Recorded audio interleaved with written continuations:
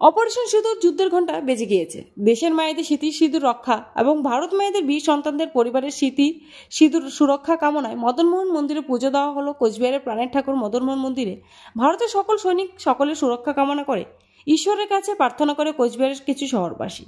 ভারতের বীর সৈনিকদের সুরক্ষা কামনা করে ঠাকুরের কাছে ফল, সন্দেশ এবং মায়েদের সিঁদুর দিয়ে পুজো দেওয়া হয়েছে। মদনমোহন মন্দিরে আসা মায়েদের হাতে সিঁদুরের প্যাকেট তুলে দেওয়া হয়েছে। আপনারা দেখছেন সরাসরি দ্য বেঙ্গল টাইমের পর্দায়।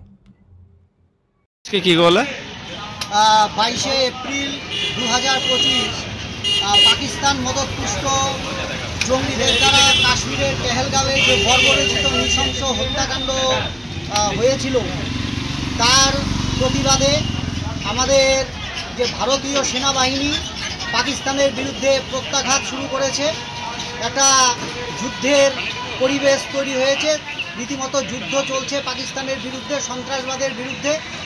ভারতীয় সেনাদেরকে কোচবিহার আস্থা ফাউন্ডেশনের পক্ষ থেকে আমরা স্যালুট জানাই। তারা আমাদের জন্যই জীবন বাজি রেখে তারা যুদ্ধ করে চলেছেন। তারা যাতে বিজয়ী হবে তো আমরা সে ব্যাপারে নিশ্চিত, এবং তাদের যাতে কোনো রকম ক্ষতি না হয়, তারা যাতে সুস্থভাবে স্বাভাবিকভাবে তারা যাতে যুদ্ধ চালিয়ে যেতে পারে, সেই জন্য আমরা আস্থা ফাউন্ডেশনের পক্ষ থেকে কোচবিহার মদনমোহন মন্দিরে তাদের জয় কামনায় এবং তারা যাতে সুস্থ থাকতে পারে সেই জন্য আমরা আমাদের প্রাণের ঠাকুরের কাছে আমরা আজকে এখানে পুজো দিতে এসেছি।